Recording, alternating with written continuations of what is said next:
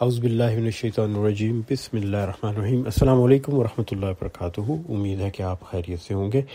آج انشاءاللہ تعالی ہم سورہ الماؤن جو کہ قرآن مجید کی 107ویں صورت ہے اس کی تلاوت اور تفسیر کریں گے، اور یہ صورت بہت منفرد ہے باقی صورتوں سے، اور بلکہ میں یہ کہوں گا کہ دنیا کی کسی بھی مذہبی کتاب میں آپ کو اس قسم کی صورت نہیں ملے گی، کیونکہ اس میں انسانی حقوق کی بات کی گئی ہے، یتیموں اور مسکینوں کے حقوق کی بات کی گئی ہے، اور اس میں ایمان والوں پر تنقید کی گئی ہے، خاص طور پہ نماز پڑھنے والوں پر بہت سخت قسم کی تنقید کی گئی ہے۔ اور باقی مذاہب میں آپ کو یہ نظر نہیں آئے گا کہ جو لوگ کسی مذہب پہ عمل پیرا ہیں ان کے بارے میں سخت الفاظ استعمال کیے جائیں مذہبی کتاب میں۔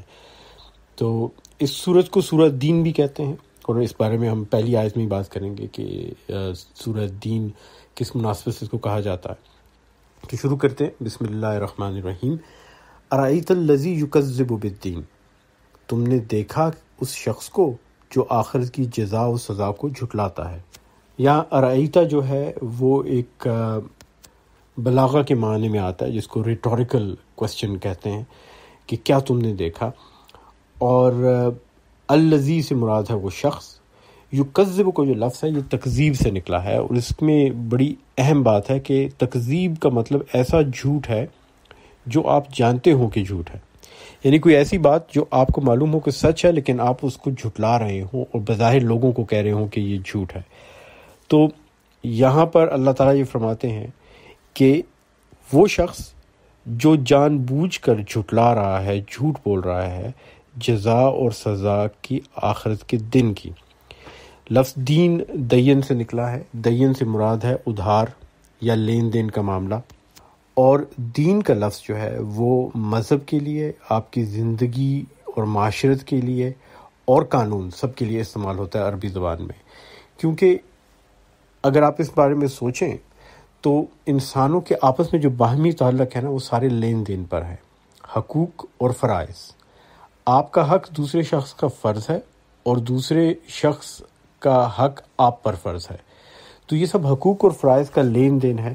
اور اس کے علاوہ اسلام کے اندر یہ فلسفہ ہے کہ زندگی میں آپ کو جو کچھ بھی دیا گیا ہے، چاہے آپ کی زندگی ہے، چاہے آپ کے پیسے ہیں، آپ کی عقل ہے، سوچ ہے، سمجھ ہے، محبتیں ہیں، خواہشات ہیں، خاندان ہے، یہ سب اللہ تعالیٰ کی طرف سے ایک ادھار ہے، اور اس سب کا حساب کتاب کیا جائے گا قیامت کے دن۔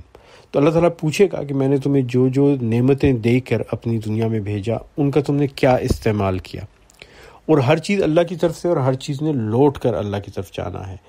تو جو کچھ ہمیں دیا گیا ہے اس دنیا میں، وہ آخرت میں واپس اللہ کو لوٹ کر واپس پہنچ جائے گا، اور ہم نے اس کو لوٹانا ہے، اور ہم سے سوال جواب ہوگا کہ ہم نے اس کا استعمال کیسے کیا۔ جیسے آپ کسی شخص سے کوئی چیز ادھار لیتے ہیں اور پھر اس چیز کو استعمال کرنے کے بعد واپس کرتے ہیں، تو آپ اس کا بہت خیال رکھتے ہیں کہ اس کو آپ خراب نہ کریں، اس میں کوئی خرابی پیدا نہ کریں۔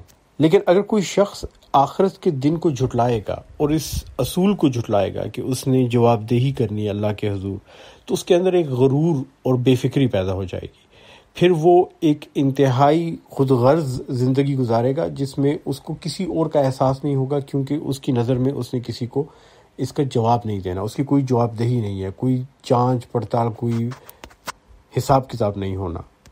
اور اس شخص کی کیا نشانی ہے؟ اب ایک لمحے کے لیے سوچئے گا کہ اگر کوئی شخص اللہ تعالیٰ کے دین کو جھٹلا رہا ہے، تو میرے اور آپ کی نظر میں، بلکہ کسی بھی انسان کی نظر میں، اگر آپ اس سے یہ سوال پوچھیں کہ اس شخص کی کیا خصوصیات ہوں گی، تو آپ کو یہی کہا جائے گا کہ وہ اللہ پہ یقین نہیں رکھتا، کتاب پہ یقین نہیں رکھتا، نبی پاک صلی اللہ علیہ وسلم پہ، رسولوں پہ یقین نہیں رکھتا، اللہ کی عبادات پہ یقین نہیں رکھتا۔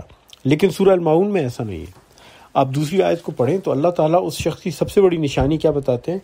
فَذَلِكَ الَّذِي يَدُعُّ الْيَتِيمَ، وہی تو ہے جو یتیم کو دھکے دیتا ہے۔ یعنی اللہ تعالیٰ نے کہہ دیا کہ اللہ کی نافرمانی کرنا، اس کے دین کو جھٹلانے کی سب سے بڑی نشانی یہ ہے کہ یتیم کے ساتھ بدسلوکی کی جائے۔ اور یہاں پر جو لفظ استعمال ہوا فَذَلِكَ الَّذِي، اس کے معنی ایسے ہیں کہ اگر تم نہیں جانتے تو تمہیں معلوم ہو کہ وہی تو ہے جو یتیم کو دھکے دیتا ہے۔ اور یدعو الیتیم لفظ دعا سے آیا ہے، اور دعا سے مطلب ہے کسی کو دھتکارنا یا دھکے مار کر نکال دینا، نفرت سے اور زور زبردستی سے۔ اور دا کا مطلب ہوتا ہے کسی ایسے شخص کو دھکے دینا جو واپس آپ کو دھکا نہ دے سکے، جو مجبور ہو، بے بس ہو، کمزور ہو۔ تو کسی کمزور کو دھکا اگر دیا جائے تو اسے دا کہا جاتا ہے۔ اور لفظ یتیم جو ہے، اس سے مراد ایک ایسا شخص ہے جو اپنے بچپن میں ماں یا باپ یا دونوں سے محروم ہو جائے۔ تو آپ کے معاشرے میں جو سب سے زیادہ محروم ہوگا وہ یتیم ہوگا، کیونکہ ایک تو وہ بچہ ہے، وہ ابھی جوان نہیں ہوا، بالغ نہیں ہوا، اپنا خیال نہیں رکھ سکتا، وہ مجبور ہے، بے بس ہے، لاچار ہے، اور وہ دوسروں پر انحصار کر رہا ہے۔ اور ایسی صورت میں جب کہ وہ بچہ ہے اور وہ کسی پہ انحصار کر رہا ہے، اس سے وہ سہارے چھین لیے گئے ہیں جن کے بل بوتے پہ وہ دنیا میں رہ سکتا ہے۔ اور اسلام کا تصور یتیموں کے معاملے میں تمام معاشروں اور مذاہب سے مختلف ہے۔ باقی سارے جو معاشرے اور مذاہب ہیں ان میں یتیموں کے حقوق کی بات کی جاتی ہے، اسلام میں یتیم کے احترام اور عزت کی بات کی جاتی ہے۔ اکرام الیتیم، یتیم کو احترام دو، یتیم کو عزت دو۔ اور یہاں میں آپ کو نبی پاک صلی اللہ علیہ وسلم کی زندگی کا ایک قصہ سنانا چاہوں گا، اور یہ قصہ ایسا ہے جو دلوں کو چھو لیتا ہے، اور میں جب بھی اس کا ذکر کرتا ہوں یقین کیجیے میرا دل بھر آتا ہے۔ اور یہ کہانی سن کے ایک غیر مسلم مسلمان ہوا، اور اس کو اسلام کی اور کسی چیز نے متاثر نہیں کیا سوائے اس داستان کے، اس کہانی کے۔ اور جب اس نے یہ کہانی سنی تو وہ کہنے لگا کہ میں مان ہی نہیں سکتا کہ اس قسم کا رویہ رکھنے والا انسان خدا کے نبی کے علاوہ کچھ اور ہو سکتا ہے۔ تو سنیے کہانی یہ ہے کہ نبی پاک صلی اللہ علیہ وسلم مسجد نبوی میں صحابہ کے ساتھ بیٹھے تھے، تو ایک شخص بہت پریشان حال آیا اور آ کے کہنے لگا یا رسول اللہ صلی اللہ علیہ وسلم، میرا بیٹا 3 دن سے لاپتہ ہے، میں ہر طرف ڈھونڈ چکا ہوں، کچھ پتہ نہیں کہاں ہے۔ اب مدینہ کے شہر میں اگر کوئی بچہ لاپتہ ہو جائے تو بہت سی ممکنات ہیں، شاید کسی نے اغوا کر دیا، اس زمانے میں تو لوگ اغوا کر کے غلام بنا کے بیچ دیا کرتے تھے، یا باہر صحرا ہے، لکودک صحرا ہے، وہاں گیا بچہ گم ہو گیا، کسی جانور کا شکار ہو گیا، یا صحرا میں بھٹک گیا، پینے کو پانی نہیں ملا، ہزار قسم کی باتیں ذہن میں آتی تھیں۔ اور وہ شخص بہت پریشان آیا اور کہنے لگا کہ آپ دعا کریں اللہ سے مجھے میرا بچہ مل جائے۔ تو ابھی نبی پاک صلی اللہ علیہ وسلم اپنے ہاتھ اٹھانے والے تھے دعا کے لیے کہ ایک اور صحابی آئے اور کہنے لگے کہ تمہارا بچہ دیکھنے میں کیسا لگتا ہے؟ تو اس بندے نے بیان کیا کہ میرا بچہ دیکھنے میں ایسا ہے۔ تو کہنے لگا کہ میں نے تو اس بچے کو دیکھا ہے شہر سے باہر، مدینہ سے باہر ایک میدان ہے، اس میں بچوں کے ساتھ کھیل رہا تھا ابھی تھوڑی دیر پہلے۔ جیسے ہی اس شخص نے یہ سنا اس نے بھاگنا شروع کر دیا اس میدان کی طرف تاکہ اپنے بچے کو جا کے ملے۔ 3 دن سے بچے کو نہیں دیکھا۔ تو نبی پاک صلی اللہ علیہ وسلم نے ایک صحابی کو بھیجا اور کہا کہ اس کو واپس بلا لاؤ۔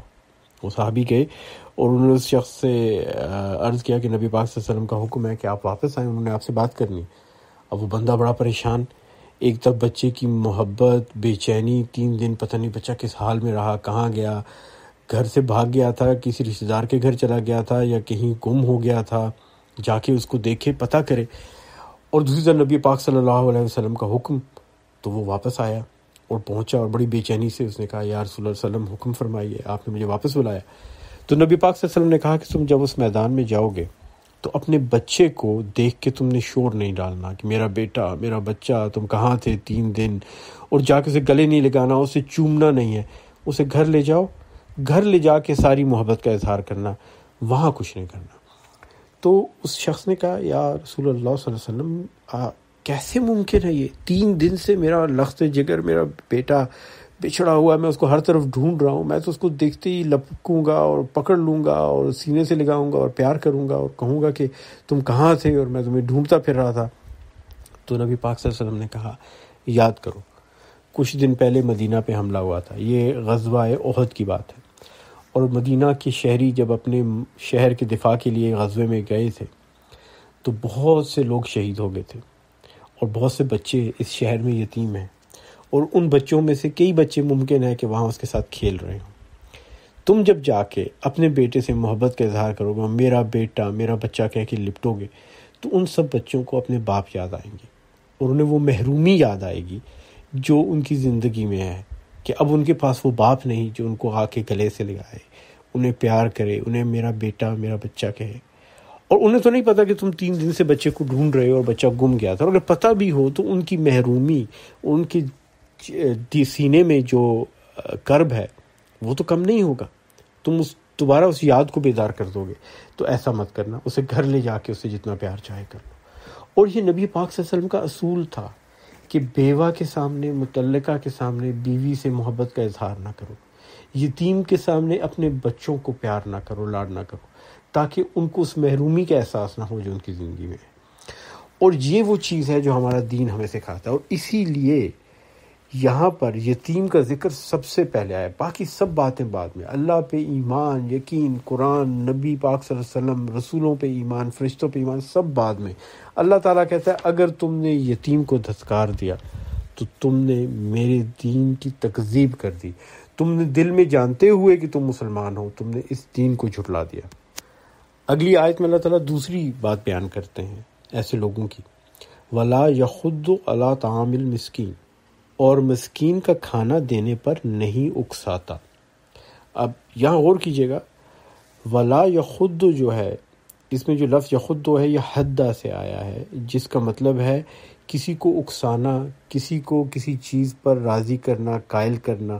تو کہا یہ جا رہا ہے کہ کسی مسکین کو کھانا دینا تو دور کی بات، یہ تو لوگوں کو بھی یہ نہیں کہتا کہ تم کسی مسکین کا خیال رکھو یا انہیں کھانا دو، اور نہ ہی اپنے آپ کو اس بات پہ اکساتا ہے۔ لیکن جو الفاظ استعمال ہوئے نا، طعام المسکین، یہ بہت اہم ہے۔ یہاں پہ اصولاً عربی کے لحاظ سے تو اگر کہا جاتا اطعام المسکین تو بالکل ٹھیک تھا، یعنی مسکین کو کھانا دینا، اطعام المسکین، مسکین کو کھانا دینا۔ غور کیجیے گا، مسکین کو کھانا دینا۔ لیکن اللہ تعالیٰ کہتا ہے طعام المسکین، مسکین کا کھانا دینا، اس کو نہیں، اس کا۔ دونوں میں بہت فرق ہے۔ پہلا فرق تو یہ ہے کہ مسکین کو کھانا دینے کا مطلب ہے آپ اپنا کھانا جو ہے اس کو دے رہے ہیں، یا اپنے کھانے میں سے دے رہے ہیں، یا آپ اس پہ احسان کر رہے ہیں۔ لیکن اللہ تعالیٰ کہتا ہے نہیں، مسکین کا کھانا اس کا حق ہے تم پر، تمہارا فرض ہے اسے دینا۔ جو کھانا تم سے بچ جائے، جو تمہاری ضرورت سے زیادہ ہو، جو معاشرے کی ضرورت سے زیادہ ہو، وہ لازم ہے کہ اس کو ملے جس کے پاس کھانے کو نہیں ہے۔ یہ معاشرے میں ہمارا فرض ہے اور اس کا ہم پر حق ہے، کوئی احسان نہیں ہے، یہ اس کا رزق ہے، اس کا کھانا ہے، اور اگر ہم نے اس تک نہ پہنچایا تو ہم اس کی چیز، اس کا حق اس سے روک رہے ہیں۔ اور یہی بات اللہ تعالیٰ سورہ الذاریات میں جو 91ویں صورت ہے اس کی آیت نمبر 19 میں کہتے ہیں، وَفِي أَمْوَالِهِمْ حَقٌّ لِلسَّائِلِ وَالْمَحْرُومِ، اور ان کے اموال میں، ان کے مالوں میں سوال کرنے والوں اور بے سوال ضرورت مندوں کے لیے ایک حق ہے۔ یعنی مومنین وہ ہیں، مسلمان وہ ہیں جن کے مال میں حق ہے، اس کے لیے بھی جو مانگ رہا ہے اور اس کے لیے بھی جو مانگ نہیں رہا لیکن محروم ہے۔ کیونکہ کئی لوگ ایسے ہوتے ہیں جن کی زندگی میں محرومی ہے لیکن وہ مانگ نہیں سکتے، ان کا حق بھی اس کے برابر ہے جو مانگ رہا ہے، اور یہ دیکھنا ہمارا فرض ہے، اور یہ جاننا اور پتہ چلانا ہمارا فرض ہے کہ کون ہے جو محروم ہے لیکن مانگ نہیں سکتا۔ اور انشاءاللہ تعالی اللہ تعالیٰ کے حکم سے ہم سورہ العصر کی ایک دن تفسیر کریں گے، اور اس میں اللہ تعالیٰ کہتے ہیں کہ کامیاب وہ لوگ ہیں جو وتواصوا بالحق کرتے ہیں، حق کی تاکید کرتے ہیں۔ اور یہ الٹ ہے، ولا یخد اس کے الٹ ہے کہ تاکید کرنا تو دور کی بات، کسی کو اکسانا تک نہیں، کسی کو ہلکی سی بات پہ نہیں کرنی کہ تم غریبوں مسکینوں کو کھانا کھلایا کرو۔ تو نیکی پر لوگوں کو بلانا کامیابی کی دلیل ہے، اور نیکی کے معاملے میں لوگوں کو نہ بلانا تباہی کی دلیل ہے انسان کے لیے۔ اور اگلی آیت انتہائی خطرناک آیت، آیت نمبر 4، اور یہ وہ آیت ہے جہاں پر اللہ تعالیٰ نماز پڑھنے والوں کے لیے تباہی کا ذکر کر رہا ہے، فَوَيْلٌ لِّلْمُصَلِّينَ، پھر تباہی ہے ان نماز پڑھنے والوں کے لیے۔ ویل سے مراد ہے حد درجے کی تباہی، اور یہ لفظ اور یہ عذاب جو ویل کا عذاب ہے، یہ قرآن مجید میں کئی جگہ اس کا ذکر آیا ہے، اور ایک جگہ اس کا ذکر ان لوگوں کے لیے آیا ہے جو اللہ تعالیٰ کے نام سے منسوب کر کے جھوٹی آیات بناتے ہیں۔ تو ایسے لوگ جو جھوٹی آیات بنا کے ان کو اللہ کی کتاب میں ڈالیں، ان کے لیے ویل کا ذکر آیا، اور یہاں پر ویل کا ذکر وہی سزا جو ان لوگوں کے لیے ہے یہاں پر نماز پڑھنے والوں کے لیے ہے۔ اور فویل کا مطلب ہے کہ جیسے یہ ہو چکا ہے، تباہی ہے اور پہلے سے ہو چکی ہے ان لوگوں کے مقدر میں جو نماز پڑھنے والے ہیں، للمصلین۔ اور یہاں جمع کا صیغہ ہے، تو یہ وہ لوگ ہیں جو نماز جماعت کے ساتھ پڑھنے والے ہیں، عام نماز پڑھنے والے نہیں جو گھر میں نماز پڑھ رہے ہیں، یہ با جماعت نماز پڑھنے والوں کے لیے اللہ نے کہا۔ اور جان بوجھ کر اس آیت میں یہ دو الفاظ کہہ کے آیت ختم کر دی تاکہ ہر نماز پڑھنے والا ایک دم سے ٹھٹک جائے کہ یہ کیا بات ہو رہی ہے۔ اور اگلی آیت میں اللہ تعالیٰ اس کی وجہ بیان کرتے ہیں، الذین ہم عن صلاتہم ساہون، جو اپنی نماز سے غفلت برتتے ہیں۔ ساہون کا لفظ جو ہے وہ سہوا سے ہے، سہوا سے مراد ہے کسی چیز کو بھول جانا، لیکن ایسا بھول جانا کہ آپ نے اس کو اہم نہ سمجھا ہو اور آپ کا ذہن کسی اور چیز پہ لگا ہو اور آپ بھول جائیں۔ نماز کے اندر اکثر یہ ہوتا ہے کہ نماز پڑھتے ہوئے آپ کا ذہن کسی اور بات کو سوچ رہا ہوتا ہے اور ہم بھول جاتے ہیں کہ ہم کہاں پڑھ رہے تھے، کیا پڑھ رہے تھے، غلطی ہو جاتی ہے۔ اور اس کے لیے اللہ تعالیٰ نے ایک نظام بنایا جس کو سجدہ سہوا کہتے ہیں کہ اضافی سجدہ کر کے آپ اس کی تلافی کر سکتے ہیں۔ اور نبی پاک صلی اللہ علیہ وسلم نے سجدہ سہوا کیا، صحابہ نے سجدہ سہوا کیا، تو نماز کے اندر بھول چک ہو سکتی ہے، کسی اور چیز کا خیال ذہن میں آ سکتا ہے۔ اور اللہ تعالیٰ نے یہاں پر اسی لیے لفظ ان صلاتہم استعمال کیا، فی صلاتہم نہیں کہا۔ اگر فی صلاتہم کہا ہوتا تو بہت سختی تھی، ہر انسان نماز میں بھول چک کرتا ہے۔ ان صلاتہم کا مطلب ہے اپنی نماز سے غفلت برتنے والے، یعنی نماز تک پہنچنے کے عمل کے اندر غفلت۔ اور نبی پاک صلی اللہ علیہ وسلم نے اس کو بیان کیا، وہ لوگ جو نماز کو دیر سے ادا کرتے ہیں، جن کے لیے نماز ادا کرنا اہم نہیں ہے۔ زندگی کے اور عبادات کے باقی معاملات اہم ہیں، ذکر کرنا، تسبیح کرنا، درود پڑھنا، یہ سب زیادہ اہم ہے، لیکن جو نماز ہے اس کے بارے میں وہ غفلت کرتے ہیں۔ اور نماز انتہائی اہم ہے، دین کی ترجیحات میں نماز ہے، اور ہم نے اس کو جتنا مشکل بنا دیا ہے اتنا شاید ہی کسی اور عبادت کو مشکل بنایا گیا ہو۔ ہمارے لیے نماز کے لیے بہترین صاف ستھرے کپڑے، غسل، وضو، صاف نماز کی جگہ، جائے نماز، اور کچھ مسالک کے اندر تو باقاعدہ وہاں پہ سخت چیز ہونی چاہیے، مٹی کا ڈھیلا بھی ہونا چاہیے، اتنی شرائط۔ اور پھر نماز میں شروع میں سنت ہیں، اور پھر فرض ہیں، اور پھر سنت ہیں، اور پھر نوافل ہیں، اور اگر آپ نے وہ پورا نہیں پڑھا تو سمجھے کہ نماز ہی نہیں پڑھی۔ لیکن اگر آپ نبی پاک صلی اللہ علیہ وسلم کی سنت کو دیکھیں اور ان کی زندگی کو دیکھیں تو ان کے لیے نماز میں سب سے اہم چیز نماز کا وقت تھا۔ اور اگر نماز کا وقت نکل رہا ہوتا تھا تو نبی پاک صلی اللہ علیہ وسلم نے نماز چلتے پھرتے ہوئے بھی پڑھی ہے۔ اگر وہ چل رہے ہیں اور رکنے کی جگہ نہیں ہے اور رکنے کا موقع نہیں ہے تو چلتے چلتے نماز پڑھی، گھوڑے پہ یا اونٹ پر بیٹھے ہوئے نماز پڑھی، بیٹھے ہوئے کسی جگہ اگر سجدے کی جگہ صاف نہیں ہے تو وہاں پر بیٹھے بیٹھے نماز پڑھ لی، لیٹے ہوئے بستر میں اگر بیمار ہیں اور اٹھ نہیں سکتے تو لیٹے ہوئے نماز پڑھی، اگر وضو نہیں ہے، غسل نہیں ہے تو تیمم کر کے نماز پڑھی۔ اور صحابہ نے تو یہاں تک ہوا کہ نماز کا وقت نکلا جا رہا ہے اور پانی لا کر وضو کرنے سے یا غسل کرنے سے نماز کا وقت نکل جائے گا تو انہوں نے تیمم کر کے نمازیں پڑھی۔ اور ہم نے تو تیمم کو اتنا مشکل بنا دیا اور اس کے لیے اتنی شرائط رکھ دی کہ ہماری نمازیں قضا ہو جاتی ہیں اور ہم وضو، غسل اور تیمم کے چکر میں پڑے ہوتے ہیں کہ یہ ہو سکتا ہے یا کر سکتا ہوں یا نہیں کر سکتا۔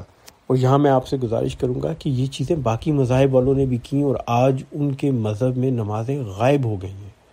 انہوں نے بھی اپنی نمازوں کو اتنا مشکل بنا دیا کہ انہیں ادا کرنے کے لیے ہی بہت سے لوازمات کرنے پڑتے تھے اور انہوں نے بھی نمازوں میں اضافے کر دیے۔ اب اس کی مثال عیسائیت اور یہودیت ہے۔ عیسائیت میں نماز بالکل غائب، انقا ہے ہی نہیں۔ اور آپ بائبل پڑھیے، انجیل مقدس پڑھیے تو عیسیٰ علیہ السلام نماز پڑھ رہے ہیں، اپنا سر زمین پہ رکھ کے دعا کر رہے ہیں، سجدہ کر رہے ہیں۔ آپ تورات اور زبور پڑھیے تو اس میں آپ کو داؤد علیہ السلام اور ابراہیم علیہ السلام کی نمازیں ملتی ہیں۔ داؤد علیہ السلام کے بارے میں فرمایا ہے کہ وہ دن میں 3 نمازیں پڑھتے تھے، صبح کی، دوپہر کی اور مغرب کی۔ اور یہ عین ممکن ہے کہ وہ 5 نمازوں کو 3 میں جمع کر کے کہیں پڑھ رہے تھے، اور اس سے شاید یہ مغالطہ پیدا ہوا کہ صرف 3 نمازیں ہیں۔ ہمارے یہاں اب بھی ہوتا ہے، ظہر عصر ملائی جا سکتی ہے اور مغرب اور عشاء ملائی جا سکتی ہے، اور کچھ مسالک ہیں جن کے اندر باقاعدہ ملا کے ہی پڑھی جاتی ہیں، 5 کی جگہ 3 دفعہ پڑھا جاتا ہے، اور کچھ مسالک میں سفر میں یا مختصر دنوں میں یا مشکل وقت میں ایسا کیا جاتا ہے۔ تو ان تمام مذاہب میں نمازیں تھیں، اور آپ اگر انجیل اور تورات سے باہر بھی دیکھیں اور ان کی تاریخ کے اندر دیکھیں تو تاریخ میں آپ کو ایسے واقعات ملتے ہیں۔ مثلاً 1 صدی عیسوی اور 2 صدی عیسوی میں ان کے ایک ربی گزرے ہیں یہودیوں کے، جن کا نام تھا عقیوہ بن یوسف۔ ان کے بارے میں کہا جاتا ہے کہ وہ کمرے کے ایک کونے میں سے نماز شروع کرتے تھے اور دوسرے کونے میں جا کے ختم ہوتی تھی. کبھی وہ رکوع کر رہے ہیں، کبھی وہ سجدہ کر رہے ہیں، اور بالکل مسلمانوں کی نماز کی طرح ہم 2 رکعت ایک جگہ پڑھتے ہیں، پھر جگہ بدل کے دوسری رکعت پڑھتے ہیں، پھر جگہ بدل کے نوافل پڑھ رہے ہوتے ہیں. تو بالکل اسلامی نماز کی طرح نماز پڑھی جاتی تھی. لیکن یہودیوں میں اس کو اتنا مشکل کر دیا گیا، اور باجماعت نظام نماز کا تصور بھی یہودیوں میں تھا، جس کو آج بھی کبھی کبھی وہ ادا کرتے ہیں، منیان کہتے ہیں اسے. منیان کا مطلب ہے 10. یہودیوں میں باجماعت نماز کے لیے ضروری تھا کہ 10 جوان لوگ ہوں، 12-13 سال کی عمر سے اوپر کے، اور مرد ہوں جن کا بار متزوہ ہوا ہو، اور وہ لوگ جو ہیں مل کے نماز پڑھیں گے تو باجماعت ہوگی. اسلام میں تو آپ بچے بھی شامل کر سکتے ہیں، عورتیں بھی شامل ہوتی ہیں. یہودیوں میں یہ نہیں تھا، انہوں نے اس کو مشکل بنا دیا، اور رکوع اور سجدے کو اتنا مشکل کر دیا کہ اب ان کے ہاں ایک دعا ہے جو وہ پڑھتے ہیں. اس دعا میں کہتے ہیں ہم کتنے بد نصیب ہے کہ ہم سجدہ نہیں کر سکتے. اور رکوع بھی آدھی اب کرتے ہیں، اور اب رکوع کی جگہ وہ صرف آگے پیچھے ہلتے ہیں، اور سجدے کی جگہ بھی ہلتے ہیں، جس کو وہ شکلنگ کہتے ہیں، وہ شیک کرنا کہتے ہیں. اور یہ سب وہ چیزیں ہیں جو انہوں نے نماز کی جگہ کر دیں، کیونکہ ان کے لیے نماز ایک اتنی بڑی خاص عبادت بنا دی گئی جس کو کرنے کے لیے اتنا اہتمام کرنا پڑتا تھا کہ اس کے کرنے کی نوبت ہی نہیں آتی تھی. اور اب وہ کیا کرتے ہیں؟ اب وہ تسبیحات اور ذکر اور دعائیں زبانی کلامی پڑھنا ہے، انہی کے اوپر سب گزارا ہے، اور اصل نماز ان کے مذہب سے غائب ہو گئی. اور اللہ تعالیٰ نے قرآن میں اس بات کا بڑا سختی سے ذکر کیا ہے کہ نماز کے معاملے میں سستی اور کوتاہی نہیں کرنی، اس کو قائم رکھنا ہے. سورہ توبہ 9ویں سورہ ہے، اس کی آیت نمبر 54 جو ہے، اس میں اللہ تعالیٰ کہتا ہے وَلَا يَأْتُونَ الصَّلَاةَ إِلَّا وَهُمْ كُسَالَىٰ وَلَا يُنْفِقُونَ إِلَّا وَهُمْ كَارِهُونَ. وہ نماز کے لیے نہیں آتے مگر کسمساتے ہوئے، بالکل سستی کے ساتھ، اور اللہ کی راہ میں خرچ نہیں کرتے مگر بادل ناخواستہ، یعنی دل نہیں چاہ رہا ہوتا، توہن و کرہن کر رہے ہوتے ہیں. تو نماز کی اہمیت کو یاد رکھیے کہ وقت اگر نکل رہا ہو تو نماز کو جیسے بھی ہو سکتا پڑھ لیں. اگر آپ گاڑی میں ڈرائیو کر رہے ہیں، رکنے کی جگہ نہیں، تو چلتی گاڑی میں آپ پڑھ لیجئے. نبی پاک صلی اللہ علیہ وسلم نے چلتی سواری کے اوپر پڑھا ہے.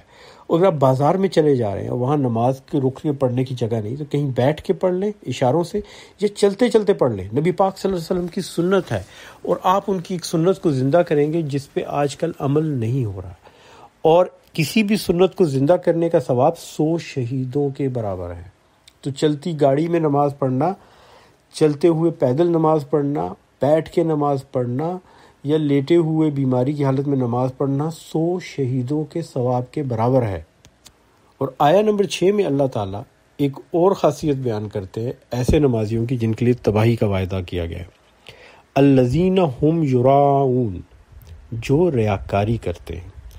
رعا سے مراد ہے کسی کو دکھانے کے لیے بڑی جستجو کرنا، بڑی کوشش کر کے کسی کو دکھانا، اور ایسی چیز دکھانا جو آپ کے اندر نہ ہو. تو بنیادی طور پہ آپ سمجھیں کہ اداکاری کے جوہر دکھانا، ایسی اداکاری کرنا جو آپ کی اصلیت نہیں ہے، اور وہ کر کے بتانا صرف لوگوں کو دکھانے کے لیے، اس کو رعا کہا جاتا ہے. تو اللہ تعالیٰ فرماتے ہیں کہ یہ وہ لوگ ہیں جو ریاکاری کرتے ہیں. اور قرآن مجید میں ان کا کئی جگہ ذکر ہوا ہے.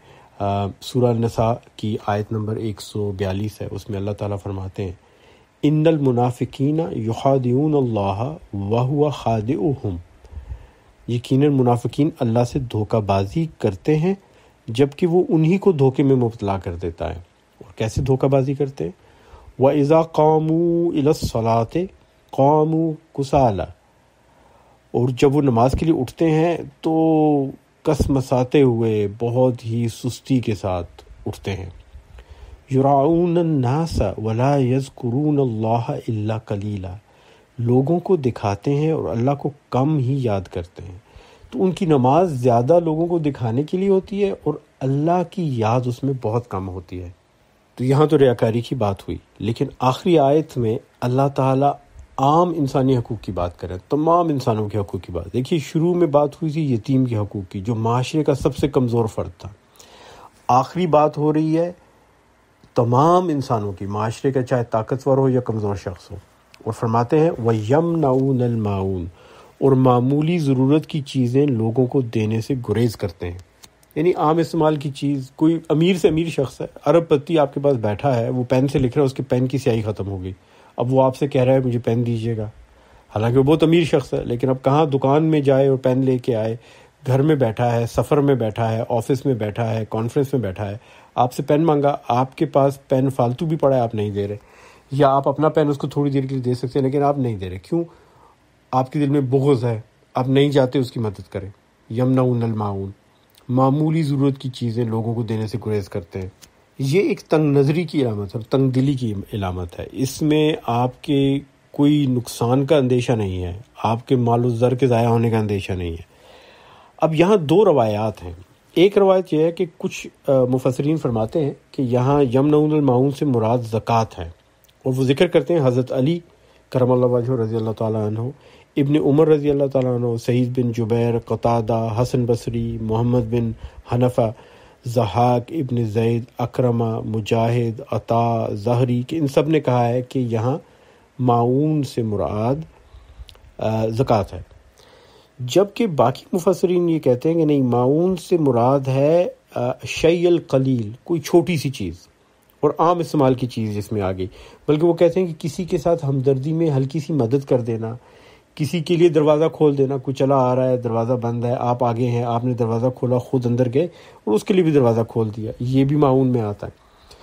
اور وہ روایت کرتے ہیں کہ حضرت علی نے رضی اللہ تعالیٰ عنہ، ابن عباس رضی اللہ تعالیٰ عنہ، ابن مسعود رضی اللہ عنہ، ابو مالک، سعید بن جبیر اور مجاہد نے کہا ہے کہ یہ عام استعمال کی چھوٹی موٹی چیزیں۔ اب یہاں غور کیجیے گا، جہاں روایات آ رہی ہیں زکوٰۃ کی کہ معاون سے مراد زکوٰۃ ہے، وہاں پہ بھی حضرت علی کا ذکر ہے، سعید بن جبیر کا اور مجاہد کا ذکر ہے، اور جہاں بات آ رہی ہے عام استعمال کی چیزوں کی، وہاں بھی ذکر ہے حضرت علی کا، سعید بن جبیر کا اور مجاہد کا۔ تو یہ بات سمجھ لیں کہ نبی پاک صلی اللہ علیہ وسلم اور صحابہ جب قرآن کی آیات کی تفسیر کرتے تھے تو کبھی کبھی تفصیل سے مفسر تفسیر کرتے تھے، کبھی کبھی مختصر تفسیر کرتے تھے، کبھی کبھی کسی خاص موقع کی مناسبت سے آیت کا ذکر ہوتا تھا۔ اب جس شخص نے جو جہاں سنا اس نے وہی آگے بیان کر دیا اور لوگوں میں اختلاف پیدا ہو گیا، اور یہی اختلاف ابن ابی حاتم نے جب اکرمہ سے پوچھا کہ بھئی اکرمہ، آپ کہتے ہو کہ معاون سے مراد زکوٰۃ ہے، باقی لوگ کہتے ہیں کہ معاون سے مراد عام استعمال کی چیزیں ہیں، تو اصل معاملہ کیا ہے؟ تو اکرمہ نے ابن ابی حاتم کو کہا کہ معاون سے مراد کوئی بھی چھوٹی چیز ہے جس کی ایک حد پہ زکوٰۃ آتی ہے اور دوسری حد پہ عام استعمال کی چھوٹی چیزیں آتی ہیں، یعنی ایک اسپیکٹرم ہے جس کی اپر لمٹ میں زکوٰۃ ہے اور لوور لمٹ میں عام استعمال کی چیزیں ہیں یا لوگوں کی معمولی سی مدد کر دینا ہے۔ تو یہ چھوٹی چھوٹی چیزیں جو ہیں نا، ان کے بہت بڑے بڑے اثرات ہوتے ہیں انسان کی زندگی پہ، اس کی سوچ اور ایمان پہ۔